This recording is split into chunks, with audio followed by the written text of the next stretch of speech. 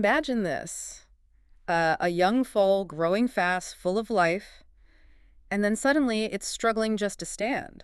Or, even worse, it's found collapsed. It's a devastating scenario. Absolutely devastating. And that's what we're diving into today, nutritional myodegeneration.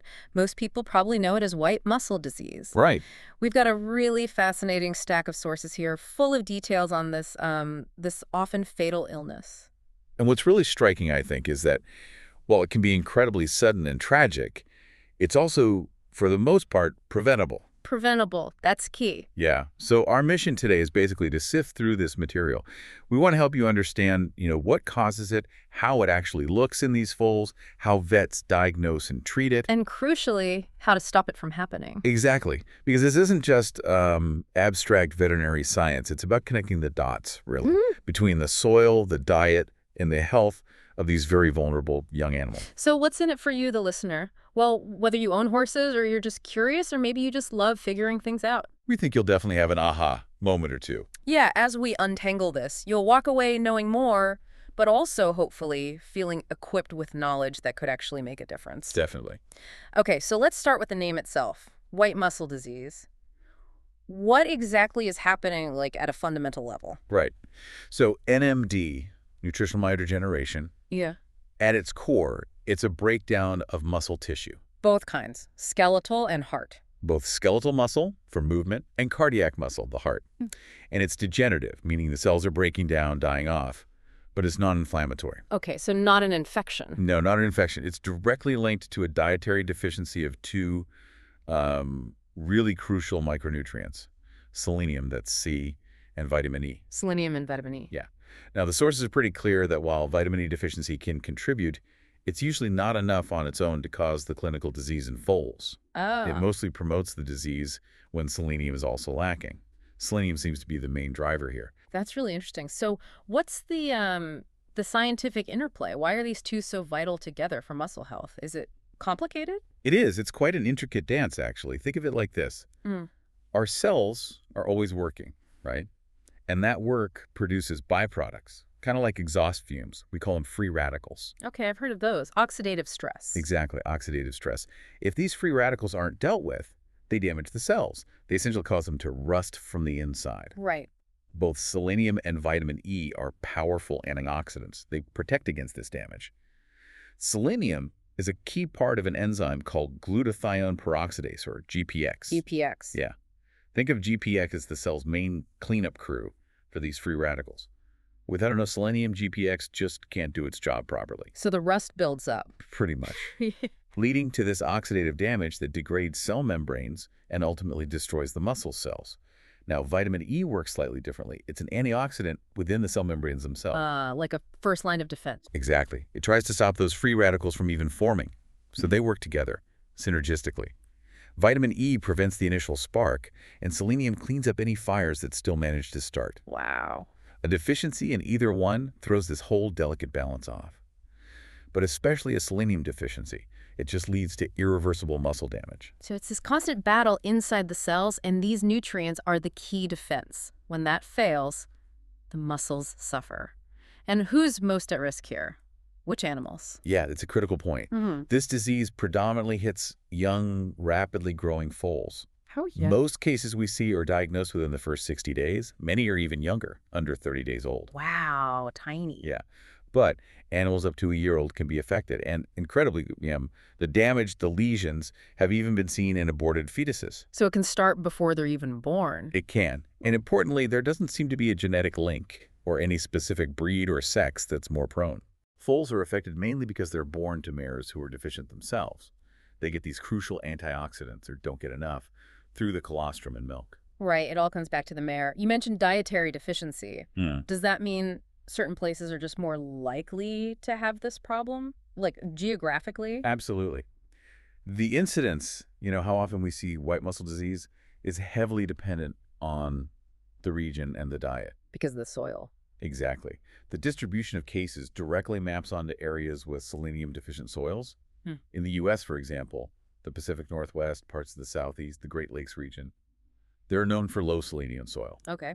And for vitamin E, well, it's always important.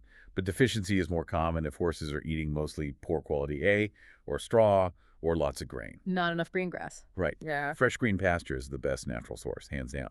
So yeah, testing your soil, testing your pasture, it's a critical first step. It connects the ground they stand on directly to their health. That's incredible. How the actual earth beneath their feet can be the root cause. So does this mean the disease looks different depending on, say, how bad the deficiency is, or maybe which muscles get hit hardest? Yes, significantly different. And understanding the two main forms is really crucial. Two forms. Yeah. Foals can present with either an acute, very sudden, often fatal disease that primarily hits the heart muscle. We call that the cardiac form. Okay, cardiac. Sounds bad. It is. Or they can have a more subacute, sort of slower onset disease affecting the skeletal muscles. That's the skeletal form. Skeletal form, right. Both can have high mortality rates and, honestly, treatment. It Yeah. doesn't always work as well as we'd hope. And often there are other health issues going on at the same time, which can complicate things, mask the underlying problem. Let's get into those forms then, because the signs sound like they could be worlds apart, urgent in different ways. They really are. The clinical signs depend completely on whether it's mainly the heart or the skeletal muscles being affected, and, of course, how severe the deficiency is. Signs usually show up anywhere from birth up to maybe 4 or 5 months old. Okay, so the cardiac form first, the really sudden one. Yes, the cardiac form. It's often the most devastating. I mean, foals might just be found dead. No prior warning signs sometimes. Oh, wow. If you do see signs, they're severe. Sudden collapse, maybe their gums look bluish, that's cyanosis. Lack of oxygen. Right. A really rapid, irregular heartbeat, maybe a heart murmur. Yeah. And acute respiratory distress, trouble breathing because fluid's building up in the lungs or the breathing muscles are failing. They sound incredibly weak. Profoundly weak. Can't get up, they might struggle violently, and they just look deeply depressed. It's very acute, very dramatic. And the skeletal form, you said that's more gradual. More gradual, yes, the skeletal form. Mm. And this often gives a bit more of a window for intervention, potentially. The hallmark sign here is just profound muscle weakness. How does that look? You'll see a stiff, maybe stilted gait, short strides. You might see muscle twitching, fasciculation, or trembling, especially if they try to move. Struggling to stand. Definitely struggling to rise or stand without help.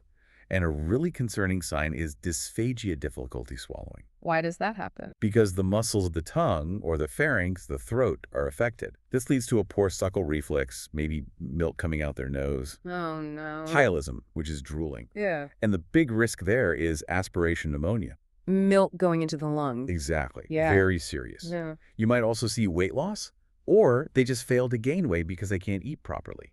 Breathing difficulty if the diaphragm or the muscles between the ribs are involved. And sometimes myoglobinuria. What's that? That's reddish-brown urine. It's a sign of severe muscle breakdown, releasing pigment into the bloodstream, which then filters through the kidneys. Okay. In chronic cases, you might even see stunting, just poor growth overall. And if you feel the affected muscles, limbs, back, neck, hindquarters, Yeah. they might feel swollen, painful, and kind of firm. Okay, so with these really varied signs, from sudden death to trouble swallowing, how do vets actually diagnose this? It sounds like it could look like a lot of other things. You're absolutely right. The differential list, the list of other possibilities is long. Things like cleft palate, botulism, tetanus, sepsis, even just physical trauma. So it's detective work. It really is. Diagnosis relies on putting together the puzzle pieces. The characteristic clinical signs in a young foal, plus a thorough history. The history being, Did the mare live in or eat feed from a known selenium-deficient area?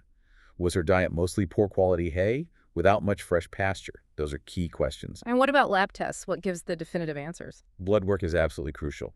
We look for significantly elevated levels of certain muscle enzymes. Creatine kinase, CK, and aspartate aminotransferase, AST. CT and AST. Right. CK shoots up fast with acute muscle damage.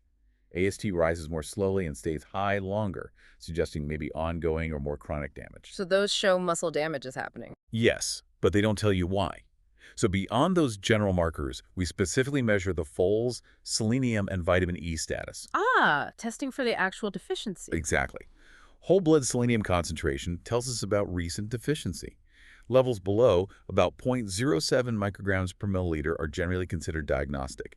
And it's vital, really vital, to check this before giving any supplements. Why before? because the supplement will obviously change the blood level immediately, and you won't know what the baseline was. We could also look at glutathione peroxidase, that enzyme we talked about, in red blood cells. That gives a longer-term picture of selenium And status. vitamin E? For vitamin E, we look at serum alpha-tocopherol levels. Ah. Low levels, usually below 2 micrograms per milliliter, are diagnostic there. Are there other tests? Urine? Tissues? Yes, a urine test can show that myoglobinuria, the reddish-brown urine, confirming significant muscle breakdown. Okay. And in really severe cases of muscle breakdown, what vets call rhabdomyolysis, we often see electrolyte imbalances in the blood too, like low sodium, low chloride, high potassium. That sounds dangerous in itself. It can be, especially the high potassium affecting the heart. Muscle biopsy isn't done often in live foals, but it can be very informative, especially post-mortem. You see characteristic pale streaks in the muscles and heart. Microscopically, signs of degeneration, maybe even scarring or calcification in chronic cases. And what about the feed? Absolutely. Analyzing the mare's feed, her hay, grain, pasture for selenium and vitamin E content can confirm the underlying dietary deficiency. It connects the foal's condition right back to the mare's nutrition. Okay, so once you have this diagnosis, maybe from the history, the signs, the blood work, what's the treatment? And what are the chances, realistically? Treatment is an emergency, no question, especially with that cardiac form. Time is critical. Absolutely. The cornerstone is immediate selenium and vitamin E supplementation. Usually that means an intramuscular injection of selenium. There are specific doses like 0.06 milligrams per kilogram, often split into 2 sites. And that might be repeated a few days later. But you have to be incredibly precise. Selenium can be toxic if you overdose. It has a narrow margin of safety. Right, and vitamin E. Injectable forms are used first, then usually followed up with oral vitamin E. The natural form, D-alpha-tocopherol, is often preferred because it seems to be absorbed better. And you treat the mare, too. Critically important. Supplementing the mare helps prevent it happening again if she has another foal, and improves her milk quality for the current foal. And one really important safety note, never, ever give those commercial vitamin and selenium combos intravenously. Why not, Tate? Big risk of severe allergic reactions, anaphylactoid reactions. It has to be intramuscular. Okay, so supplements are key. What else? What kind of supportive care do they need? It sounds like they'd be incredibly fragile. They are. Supportive care is paramount and it's intensive. For foals with the skeletal form, strict rest is essential. No extra strain on those damaged muscles. Makes sense. Fluid therapy is almost always needed. To maintain hydration, correct those electrolyte imbalances, especially the high potassium, and to help flush the kidneys, protecting them from the myoglobin released by the muscle damage. And if they can't swallow? Then, nutritional support is vital, either through a nasogastric tube, like a feeding tube through the nose, or careful bottle feeding. 4-via dextrose might be needed too, just to keep their blood sugar up. What about infections? You mentioned aspiration pneumonia. Yeah, that's a big risk. Oh. So broad-spectrum antibiotics are usually given. These foals are often immunocompromised anyway. Maybe you didn't get enough colostrum, so they're susceptible to secondary infections. And pain. The muscles must hurt. They do. So pain management, often with NSAIDs like flunixin meglumine, helps with the pain and swelling, though you have to be careful with NSAIDs in newborns because of the risk of gastric ulcers. Right. And finally, just excellent nursing care, keeping them warm, monitoring them constantly, turning them regularly if they can't stand to prevent pressure sores. It's round-the-clock care. It sounds like a huge amount of effort. So after all that, what is the outlook? What are the chances? The prognosis really varies, and honestly, it can be pretty grim sometimes. It is, especially the cardiac form. Yeah. For the cardiac form, it's guarded to grave. Over 90% mortality. 90%. They often die very suddenly or within 24 hours, even with aggressive treatment. Heart muscle just doesn't regenerate well. That's heartbreaking. What about the skeletal form? It's better, but still serious. Prognosis is often described as good to fair. Foals diagnosed and treated early can respond well, and many make a full recovery. That's hopeful. It is. But even with the skeletal form, mortality can still be high, maybe 50 to 75% in severely affected foals, especially if complications develop that aspiration, pneumonia, kidney damage, overwhelming infections. So early intervention is key. Absolutely. The type of muscle affected, how severe the signs are, how quickly treatment starts, it all matters. Foals that don't show improvement within, say, 2 to 5 days, they generally have a poor prognosis. And even if they recover, any long-term effects? It's possible. If muscle groups were severely damaged, they can heal with scar tissue, fibrosis. Mm. That can lead to permanent gait problems, stiffness. Wow, that prognosis for the cardiac form, it really underscores why prevention isn't just important, it's basically everything. Exactly. So let's shift focus to that, the most hopeful part. How do we stop this before it even starts? Prevention is by far the most effective approach, and it all comes down to the mare, ensuring she gets adequate selenium and vitamin E, especially during gestation and lactation. So step one. Step one is assess what she's eating. Test the forage, the feed.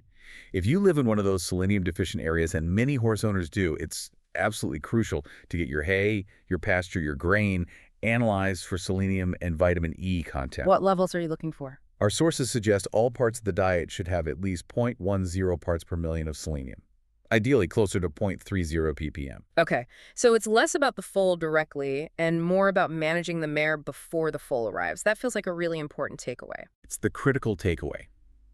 Pregnant mares in selenium-deficient areas must be supplemented. They typically need about 1 to 3 milligrams of selenium per day, How do you give that? usually through a trace mineral salt block or added directly to their feed. And research shows this is significantly more effective than just giving the foal a shot at birth. Because the damage can start in utero. Exactly. The foal can literally be born diseased if the mare is deficient. For vitamin E, the best thing is access to fresh green pasture. That's the ideal source. And if they're on hay only? Then supplementation with natural vitamin E is highly recommended. Maybe 1,000 to 2,000 international units per day, potentially even higher for mares late in pregnancy or when they're nursing. So testing the feed, supplementing the mare, sounds like ongoing monitoring is part of this too. It absolutely is. Periodically testing the mare's blood levels, whole blood selenium, serum vitamin E, especially later in pregnancy, maybe even testing the foal's levels. It lets you monitor their status and adjust the supplementation if you need to. And this leads to a really vital precaution. You can overdo it. Both selenium and vitamin E can be toxic in excess. We mentioned selenium toxicity earlier. Right. For selenium, a toxic dose in foals can be surprisingly low, maybe as little as 200 micrograms per kilogram. So you absolutely must work with your veterinarian or an equine nutritionist. Don't just guess. Never just guess. Get professional advice to make sure the supplementation levels are appropriate and safe. But by understanding these risks, testing the environment, managing the mare, breeders and owners can drastically reduce the chances of ever having to face this devastating disease. What an incredible deep dive. We started with this really heartbreaking image of foals suddenly struck down. Yeah. And we've unpacked how it connects to these tiny micronutrients, to the very ground they live on, but also incredibly how it's largely preventable. It really shows the power of understanding the what's and the why.